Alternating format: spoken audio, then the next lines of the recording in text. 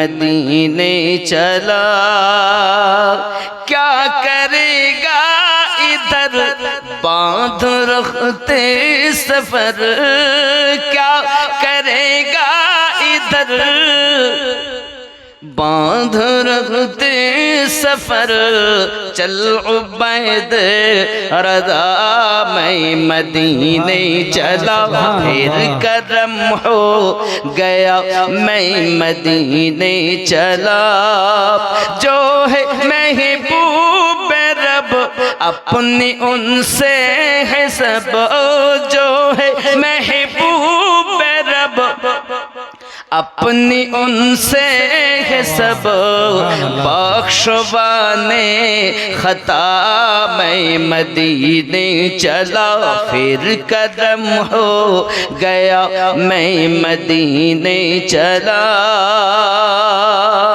कैफ सा छा गया मैं मदीने चला, कैफ सा छा गया मैं मदीने चला। मस्त बेखुद बना मैं मदीने चला। আব্বা খেয়াল করুন, এই জলসার জন্য আপনারা যদি কিছু একটু দেন, 500, 1000, 2000, 5000 ভালো হয়। সোনার ওড়াহার আমার প্রাণের ওড়াহার, জোরে বলুন, বলবো নাকি? সোনার ওড়াহার আমার প্রাণের ওড়াহার, সোনার ওড়াহার আমার প্রাণের, একটু বলুন, প্রাণের ওড়াহার, সোনার ওড়াহার আমার প্রাণের। ওই দরবারে আসিল শুয়ে মুর্শিদ আমার, সোনার ওড়াহার আমার। আমি গুনাহগার বলে দূরে দিও না ঠেলে, আমি গুনাহগার বলে দূরে দিও না ঠেলে। কদম তলে ঠাই দেন হুজুর গো আমার, সোনার ওড়াহার আমার। জোরে বলুন না সুবহানাল্লাহ, আরো জোরে ইয়া রাসূলুল্লাহ। রাসূলুল্লাহ আমরা তোমার দিওয়ানা, জুদাই আর সহে না। আমরা তোমার দিওয়ানা, জুদাই আর সহে না।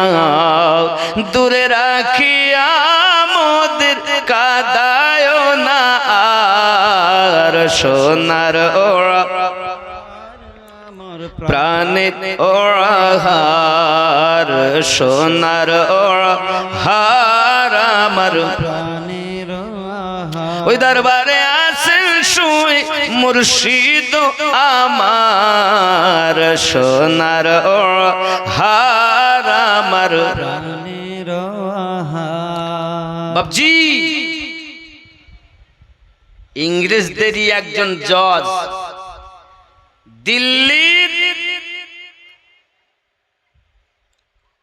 দিল্লি থেকে নিয়ে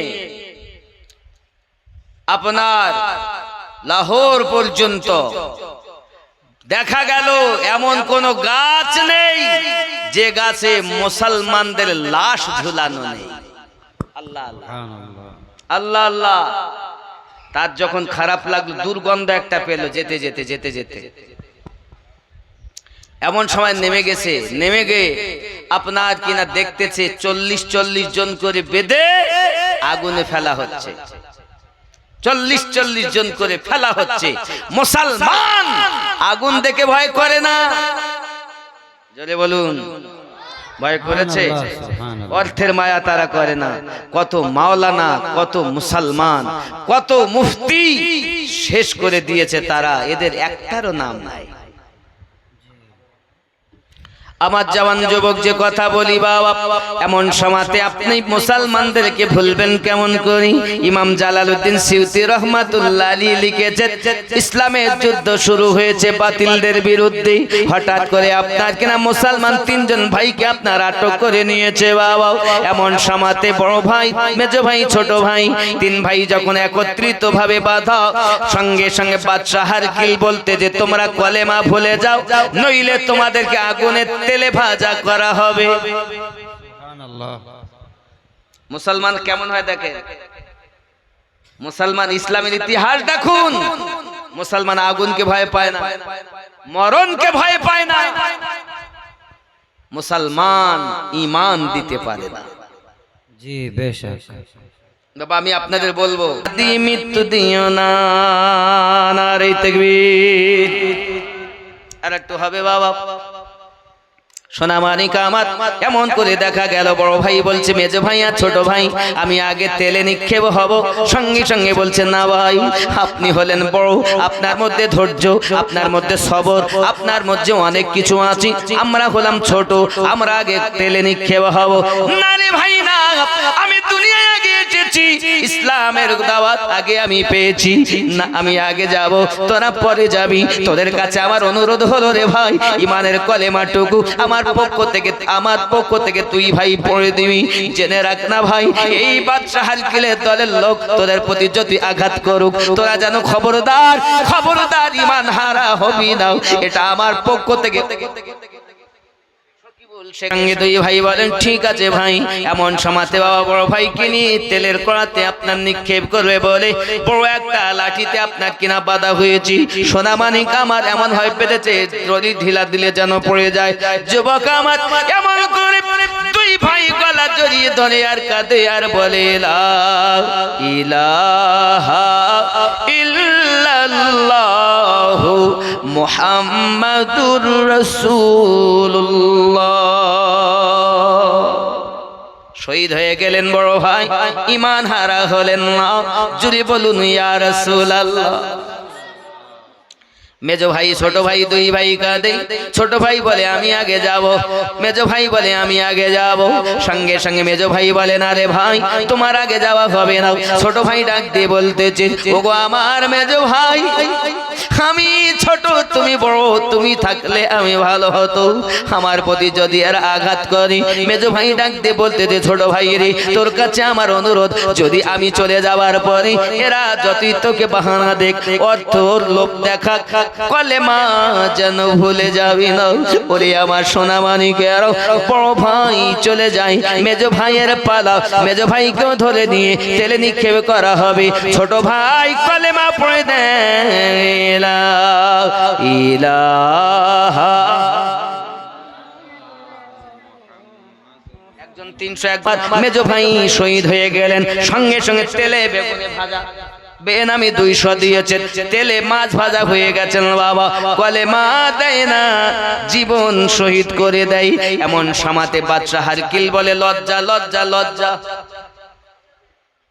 আমরা ভালোবাসি ওনাকে, মোহাব্বত করি, তিনি একজন সুন্নি খাঁটি আল্লাহর ওলি, আশিকে রসুল। জোরে বলুন। যাই হোক আমি ওদিকে যাচ্ছি না। বাবা আমার সোনামানিকের ছোট্ট ভাই, তার যদি কলেমা না ভুলানো হয়, আমি বাদশা হারকিল নামে কলঙ্ক লেগে যাবে।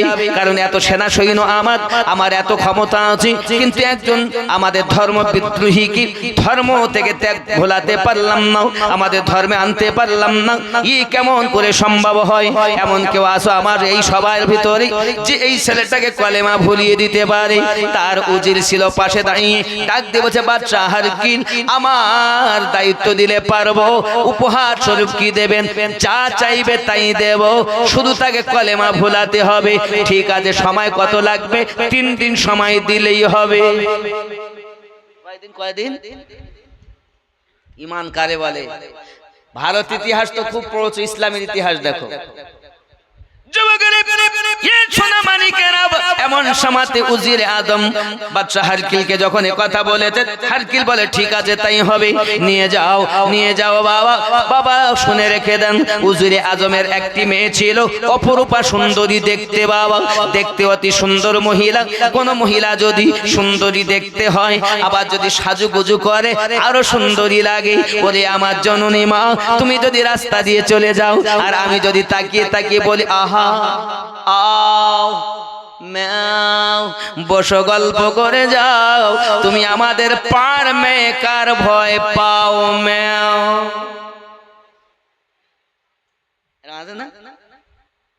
অনেক ভাবি মাথা আলগা, পিঠ আলগা, পেট আলগা, রাস্তা দিয়ে যায়। কিছু ছেলে রাস্তার ধারে ক্যারাম বোর্ড খেলে, নইলে তাস পেটে চায়ের দোকানে বসে আড্ডা দেয়। বাবা আমার ভাবি রাস্তা দিয়ে বেরিয়ে যাচ্ছি, হঠাৎ করে বলতেছি ম্যাও আও, ভাবি কার ভয় পাও, তুমি আমাদের সরকারি ভাবি, কোনো ভয় না।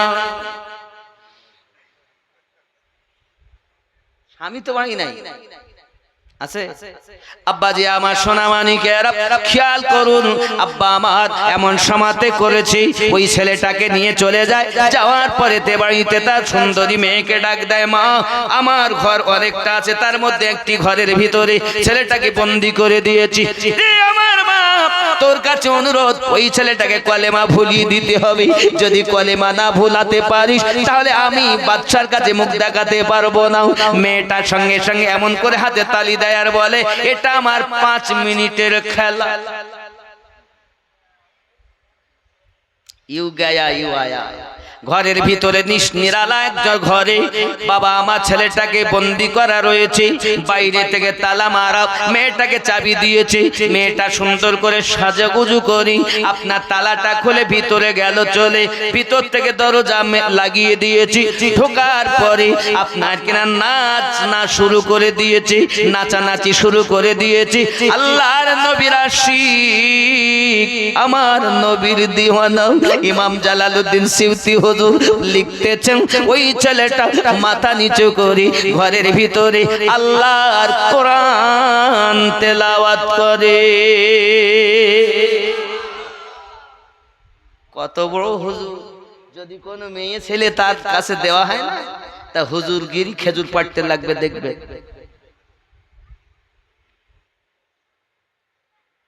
দুনিয়ার প্রথম গন্ডগোল নারী দিয়ে, হাবিল আর কাবিল আকলিমাকে নিয়ে।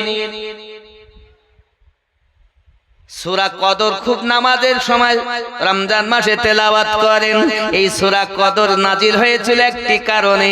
বাবা শামুন বলে একজন নবীর আশিক ছিলেন, আল্লাহওয়ালা ব্যক্তি ছিলেন। বাবা আমার ইবাদত করেছিলেন দুনিয়ার জমিনে 84 বছর 4 মাস। এই জন্য আল্লাহ পাক তাকে এমন বরকত দেন, নিয়ামত দান করেন। লোহার শিকল দিয়ে যদি বাঁধা হয় আর উনি যদি একবার কসম দেন লোহার শিকলগুলো কেটে যায়। জেলখানায় বন্দী করলে জেলখানার রশি বা লোহা কোন জিনিস তাকে আটকে রাখতে পারে না। ইবাদতের বরকত। হঠাৎ বাবা আমার তারা বলেছিল কি কারণে এমন হয়, বলে তোমরা জানো না ওর বড় ইবাদতের বরকত। কিসের বরকত?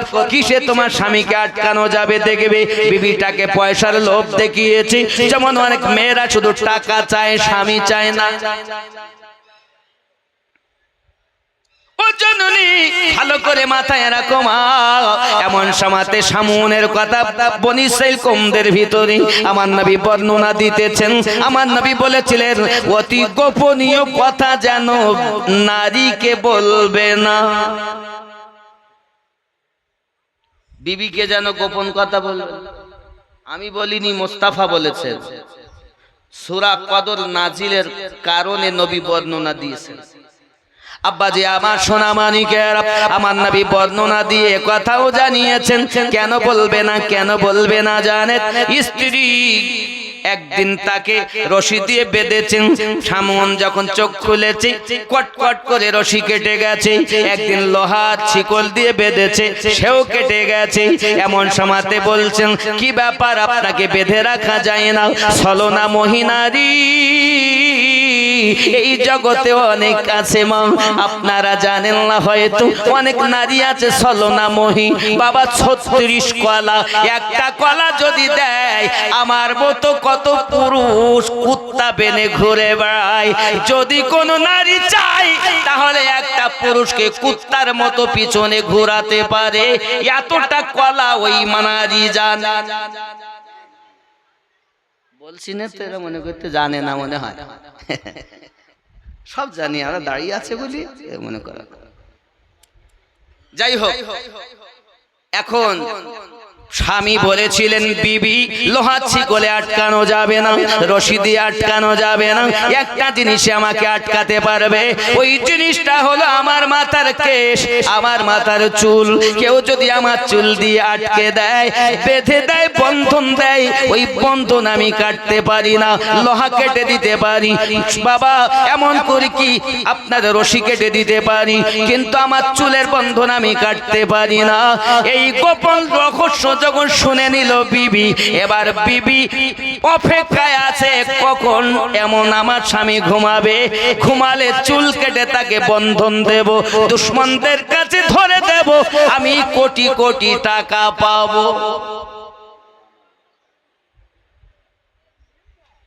ও মায়েরা, রাগ করো না মা, এটাই বাস্তব সূরা কদর অবতীর্ণ হওয়ার কারণ।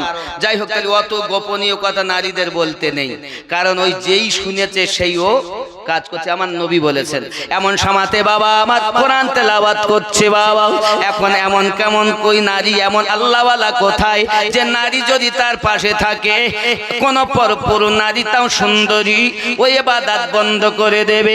পেটে খাবার নাই রে বাবা, পেটে খাবার নাই, আল্লাহ নবীর মায়া রয়েছে অন্তরে, আল্লাহর কোরআন রয়েছে দিলে গাথা, মাথা নিচু করে কোরআন তেলাওয়াত করতেছে। সারা রাত হয়ে গেল, একটি বারের জন্য মেয়েটার দিকে চোখ তুলে তাকাইনি। বলুন সুবহানাল্লাহ। নবীর রওজা শরীফ দেখে মন ভরে না, দিদার দাও গো শাহ,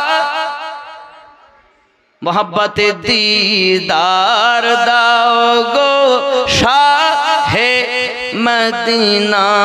নবীর রওজা শরীফ দেখে মন ভরে না, দিদার দাও গো শাহ,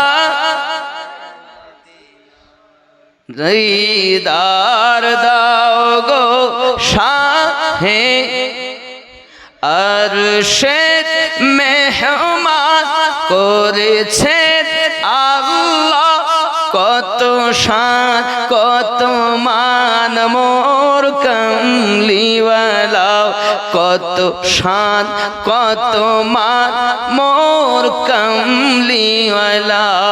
ও গো রউফুর রহিম করো করুণা, দিদার দাও গো শাহে মদিনা। নবীর রওজা শরীফ দেখে মন ভরে না, দিদার দাও গো শাহ, না দিদার দাও গো। যদি বলিস আমিন। তা আমি বলি, যাকাত কাদের উপরে ফরজ? বলবো, স্বর্ণ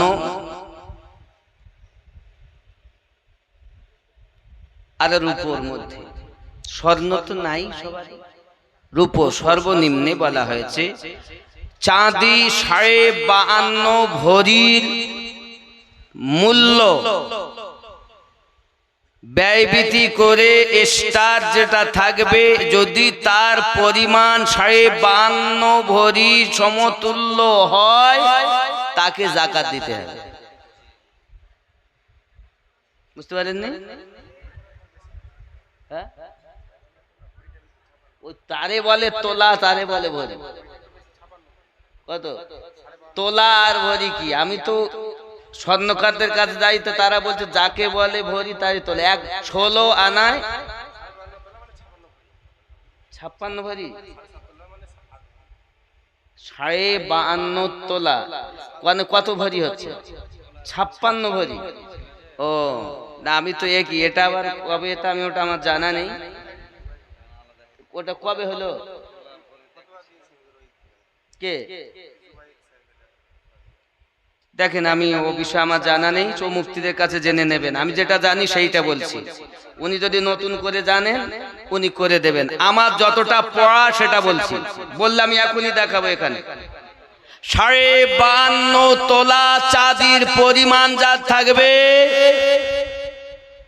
তার যাকাত দিতেই হবে। এটা হলো তোলাই, লেখা আছে মশলায়। এবার আমি জানি আমার স্বর্ণকারদের সঙ্গে যেসব লেনদেন জিনিসপত্র করেছি, মেয়েও বিয়ে দিয়েছি, লাতিও হয়ে গেছে, তা ভরি আর তোলা একই বলেছে। তা যদি ডিভাইডেড হয়ে থাকে ও বিষয় যত, ইসলাম হলো সমুদ্র, যত পড়বে তত জানা যাবে। বুঝতেছেন? আমি যেটা জানি সেটাই বলতেছি। এখন যদি ডিভাইডেড হয়ে থাকে হতে পারে, আমার জানা নেই, তাহলে আমার শিখা হবে, চেষ্টা করব, কম বেশি হতেই পারে। তবে এই 52.5 তোলা লাগবে। কথা বুঝতে পেরেছেন? যাই হোক, এখন কত হাজার আপনাদের দিকে এখন চাঁদি কত করে আমি বলতে পারবো না। এখন হিসাব করে দেখবেন, যদি থাকে 700-800 যাই হোক, ওই টাকা পরিমাণ হিসাব করে হলে তাকে যাকাত দিতেই হবে। কারণ আল্লাহ পাক বলেন যেখানে নামাজের কথা সেখানেই বলেন যাকাতের কথা। যেখানেই বলেছেন নামাজ কায়েম করো সেখানেই বলেছে যাকাত প্রদান করো। আল্লাহ পাকের কথা। নামাজ ফরজ তো যাকাতও ফরজ। আর একটা ফরজ জেনে শুনে তরফ করলে 80 হুব্বা দোজখ। 1 হুব্বা পরিমাণ 2,88,00,000 বছর। আবার বলছি, জেনে শুনে একটি ফরজ কেউ যদি তরফ করে, অনীহা করে, না পড়লে নামাজ ফরজ, না পড়লে পাপী, নামাজ হালকা মনে করলে কাফের, ও পড়ি কি হবে, কাফের হয়ে যায়। জেনে শুনে বিনা উজরে যদি কেউ ছেড়ে দেয় ফরজ, 80 হুব্বা দোজখ। 1 হুব্বা সমান 2,88,000 বছর সমান 1 হুব্বা। আর জাহান্নামের সবথেকে নিম্নতম ছোট আযাব হলো আগুনের জুতো পরিধান করিয়ে দেওয়া। যদি আগুনের জুতো পরিধান করানো হয়, মাথার মগজগুলো নাক দিয়ে, গাল দিয়ে, কান দিয়ে গলে গলে পড়বে। আল্লাহ, জাহান্নামকে ভয় করুন। যাকাত দেওয়ার ক্ষমতা থাকলে দিবেন, যদি টাকা হয়। যদি না দেন তো এই অর্থ সহ আপনাকে ধ্বংসে আল্লাহ পরিণত করবেন, যেমন কারুনকে করা হয়েছে। যে কারুনের সম্পত্তি ছিল খালি চাবি চাবি, 70টা উটের বোঝা হতো। চাবি গো চাবি, যত তালা মারা আছে বিল্ডিং এ ধন সম্পত্তি, চাবিগুলো 70 উটের বোঝা। তাহলে মাল কতটা রয়ে গেছে?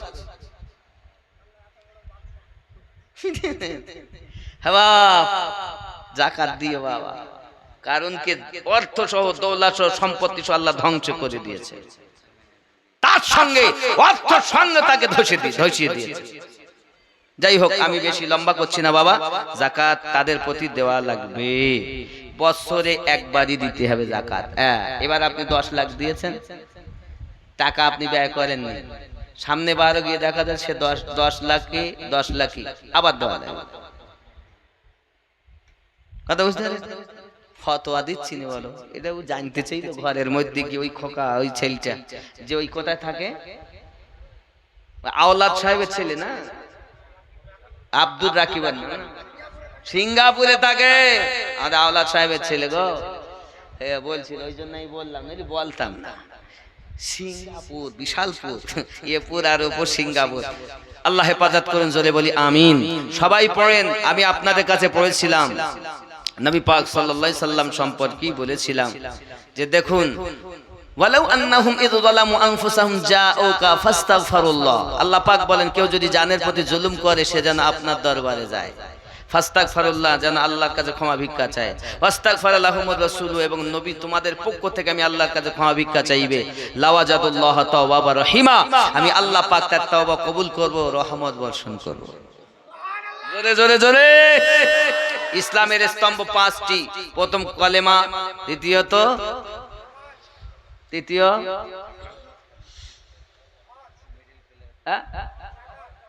কলেমা, নামাজ। আমি হাদিস পড়ি তাইলে আমার নামাজ, রোজা, হজ, যাকাত, কলেমা আমরা বলি। আবার অনেকে কলেমা, নামাজ, রোজা, হজ, যাকাত চলতি ভাষায় বলি, কিন্তু হাদিস কি বলছে দেখেন। قال النبي صلى الله تعالى عليه وسلم بني الاسلام على 5। ইসলামের স্তম্ভ 5টি। কয়টি? ইসলামের স্তম্ভ কয়টি? বুনিয়াল ইসলামু আলা 5 শাহাদাতি আল্লাহ ইলাহা ইল্লাল্লাহ ওয়া আন্না মুহাম্মাদার রাসূলুল্লাহ সাল্লাল্লাহু আলাইহি ওয়াসাল্লাম ওয়া ইকামিস সালাহ ওয়া ইতাইজ যাকাহ ওয়াল হজ ওয়া সাওমি রমাদান। তো যাকাত কয় নাম্বার? 3 নাম্বার। বোঝা গেল? সহিহ বুখারীর হাদিস। বুঝিয়ে সরল না তাই বলি শেষ। এখন যাকাত দেওয়াই লাগবে। আল্লাহ আমাদের বুঝ শক্তি দান করুক। সবাই পড়ি তওবা। আস্তাগফিরুল্লাহ রাব্বি মিন কুল্লি যামবি ওয়া আতুবু ইলাইহি লা ইলাহা ইল্লাল্লাহু মুহাম্মাদুর রাসূলুল্লাহ সাল্লাল্লাহু আলাইহি ওয়াসাল্লাম। আল্লাহ আমাদের সকলকে যেন ঈমান ও আমলে বরকত দান করেন। যাদের আব্বা মা বেঁচে আছে খেদমত করবেন। সকালে উঠে স্কুলে যান, প্রাইভেটে যান, আর ব্যবসায় যান, বাণিজ্যে যান, তেজারাতে যান, রাজমিস্ত্রি করতে যান, যেখানেই যাবেন, দোকান খুলতে যান, হাটে বাজারে যেখানে যান, সকালে উঠবেন আর আব্বা আর মায়ের হাতে চুমা খেয়ে বাইরে যাবেন। বলেন ইনশাআল্লাহ। ইনশাআল্লাহ। যাদের মা বাপ বেঁচে নাই কবর জিয়ারত করে তারপর যাবেন। যদি রাস্তায় কোনো বিপদ আসে আপনার আব্বা মায়ের দোয়াতে আল্লাহ বিপদ দূর করে দেবে। বিবিকে চুমু খেতে ভাল লাগে বাড়িতে যাওয়ার সময়, কিন্তু আব্বা মায়ের হাতে চুমু দিতে ভাল লাগে না। শুনে রাখেন, আব্বা এবং মায়ের কদমে যদি চুমা দেওয়া হয় জান্নাতে চৌখাটে চুমা দেওয়া নেকি পাওয়া যায়। যাই হোক, অনেক কথা, আসুন দোয়া করি। আল্লাহুম্মা আমিন। اللهم صل على سيدنا شفيعنا حبيبنا مولانا مولانا محمد بارك وسلم صلوا عليه صلاة والسلام عليك يا رسول الله। اے رب کریم الہی رحم فرما مصطفیٰ کے واسطے، یا رسول اللہ کرم کیجئے خدا کے واسطے، مشکل حل کر شہید مشکل کشا کے واسطے، کربلا رد شہیدی کربلا کے واسطے رب کریم। এই বসন্তপুরের আমার আব্বা ও ভাইয়েরা, মা ও বোনেরা অক্লান্ত পরিশ্রম করে রাতের আরামকে হারাম করে দিয়ে বসে রয়েছে। আল্লাহ, এই বসা দেখি মনে হয় তারা তোমার নবীকে খুব বেশি ভালোবাসে। রব্বে কারীম, টাকা পয়সা অর্থ বিদ্যুৎ যেভাবে আজ 3 দিন ধরে দান করেছেন, আল্লাহ মেহফিলে বসে সুবহানাল্লাহ বলেছেন, আলহামদুলিল্লাহ বলেছেন, ইয়া রাসূলুল্লাহ বলেছেন, আমিন বলেছেন। আল্লাহ যাহা কিছু করেছেন সবটুকু আমার ওয়াহারি হুজুরের সাদকায় আল্লাহ খুল নবী হুজুরের ওসিলায়, দেহলভী ও ইমামে রব্বানি হুজুরের ওসিলায়, কাদেরিয়া, চিশতিয়া, সোহরাওয়ার্দিয়া, নকশবন্দিয়া, কালান্দিয়া, মাদারিয়া, খাইরিয়া, আজিজি, আলিমিয়া, এমনি করে আপনার নাইমি, বরকতি, আশরাফি, রেজবি, যে যেখানে সকল আউলিয়া কেরামের ওসিলা করে কবুল করিনি। আয় আল্লাহ পাক, আল্লাহ তাআলা, আমরা কতিপয় গুনাহগার আপনার দ্বারে হাত পেতেছি। এই মেহফিলে কার আব্বা নাই, কার মা নাই, আমি জানি না গো মারি। আয় আল্লাহ, জিজ্ঞাসা যদি করি, কেউ বলবে আব্বা নাই, কেউ বলে মা নাই, কেউ বলে আব্বাও নাই, মাও নাই। আল্লাহ, যার বাড়ি থেকে আমি খাওয়া দাওয়া করেছি, ঘুরেছি, বেরিয়েছি, পড়াশোনা করেছি, আমার বাবাজি হাজী মারহুম দেওয়ান আলী সাহেব, আল্লাহ তার স্ত্রী নাই, তার কলেজার টুকরা সন্তান নাই। এই গ্রাম বসন্তপুরের আশেপাশে ডাইনে বামে আগে পিছনে শ্বশুর শাশুড়ি মাতৃ পুত্রী দাদা দাদি নানা নানির কুল, যে যেখানে কবরবাসী সকলের কবরগুলো জান্নাতের বাগান বানিয়ে দিন। আল্লাহ, দেওয়ান মরল সাহেবের বড় সাহেবজাদা দুনিয়া থেকে বিদায় নিয়েছে, তার সন্তান এসে কাঁদছিল, বাবু কাকা একবার আপনার সঙ্গে আমি বুকে বুক মিলাবো, কেঁদে যারে যার হয়ে যায়। আল্লাহ, এতিম হয়েছে যারা, তাদের কত কলিজায় ব্যথা, মা হারা মিসকিন হয়েছে যারা, কলিজায় কত ব্যথা। আমি আমিনুদ্দিন, আমার আব্বা নাই, মা নাই, দাদা দাদি নানা নানি কেউই নাই। আল্লাহ, আমার সঙ্গে কত মারা হাত তুলেছে। আল্লাহ, আপনি সকলের কবর আযাবগুলো মাফ করে দিন। আল্লাহ, যার অনেকে সন্তান কবরে চলে গেছে, বাপ সন্তানকে মাটি দিয়েছে, কত বেদনা কলিজায়। আল্লাহ, আল্লাহ তাদের কবর জান্নাতের টুকরা বানিয়ে দিন। আল্লাহ, যাদের ঘরে আওলাদ নাই, আওলাদ দান করুন। আল্লাহ, যারা কন্যা দেয় তাদের কন্যা দেয় থেকে উদ্ধার করুন। আল্লাহ, যারা চাকরির জন্য ছোটাছুটি করে সুন্দর চাকরির ব্যবস্থা করে দিন। যারা মাধ্যমিক পরীক্ষার্থী, আল্লাহ সুন্দর পরীক্ষায় পাশ করতে পারে তৌফিক দিন। আয় আল্লাহ, এই গ্রামে জানি না কার কলিজায় কি বেদনা, আল্লাহ আপনি সমস্ত বেদনা দূর করে দিয়ে কলিজাতে শান্তি দান করুন। আল্লাহ, নামাজি বানিয়ে দিন, মায়েদেরকে স্বামীর খেদমত গুজার বানিয়ে দিন, স্বামীদেরকে স্ত্রীর খেদমত করার, আল্লাহ স্বামী স্ত্রী তো ভাই মোহাব্বত দান করুন। বৌমাগুলোকে শ্বশুর শাশুড়িকে খেদমতের তৌফিক দিন, স্বামী স্ত্রীতে প্রেম দান করুন। আয় আল্লাহ, এলাকায় রহমত বর্ষণ করুন। রব্বে করিম, আমি গুনাহগার মানুষ, আল্লাহ আমার সঙ্গে আপনার বান্দা বান্দিরা হাত পেতেছে, যাকে আপনার পছন্দ হয় সে ওসিলায় দোয়া কবুল করুন। আল্লাহ, এই মুসাফির আল্লাহ এসেছি আপনার গোলামদের ডাকে, আমার ওয়াহাদি হুজুর রহমাতুল্লাহ মাজার জিয়ারত করে এইখানে এসেছি। সুস্থ সালামতে যেন আবার আপন বাসায় পৌঁছাতে পারি তৌফিক দিবেন আল্লাহ। যারা দূর দূরান্ত থেকে মেহফিলে এসেছেন, আল্লাহ আপন ঘরে সুস্থভাবে পৌঁছানোর তৌফিক দিবেন। সুন্দরভাবে মেহফিল আরো বড় করতে পারে, এবং ছেলেরা দেশ বিদেশে পেটের দায়ে পড়ে থাকে, আল্লাহ মা ছেড়ে থাকে, বাপ ছেড়ে থাকে, ছেলে মেয়ে বিবি এদেরকে ফেলে পেটের দায়ে বিদেশে পড়ে থাকে, আল্লাহ সুস্থ সালামতে রাখবেন, সুস্থভাবে আবার আপন বাসায় ফিরিয়ে নেবেন। আল্লাহ তাদের মুসিবত দিবেন না, আল্লাহ আল্লাহ তাদের রোগ শোক থেকে মুক্তি দিবেন, আল্লাহ সকলকে হেফাজত করবেন। আল্লাহ সাল্লাল্লাহু তাআলা আলা খায়রি খালকিহি মুহাম্মাদিন ওয়া আলা আলিহি ওয়া আসহাবিহি আজমাইন। বাহাক লা ইলাহা ইল্লাল্লাহু মুহাম্মাদুর রাসূলুল্লাহ সাল্লাল্লাহু আলাইহি ওয়াসাল্লাম। আপনারা আমাকে সালাম দেন। ওয়া আলাইকুমুস সালাম ওয়া রাহমাতুল্লাহ।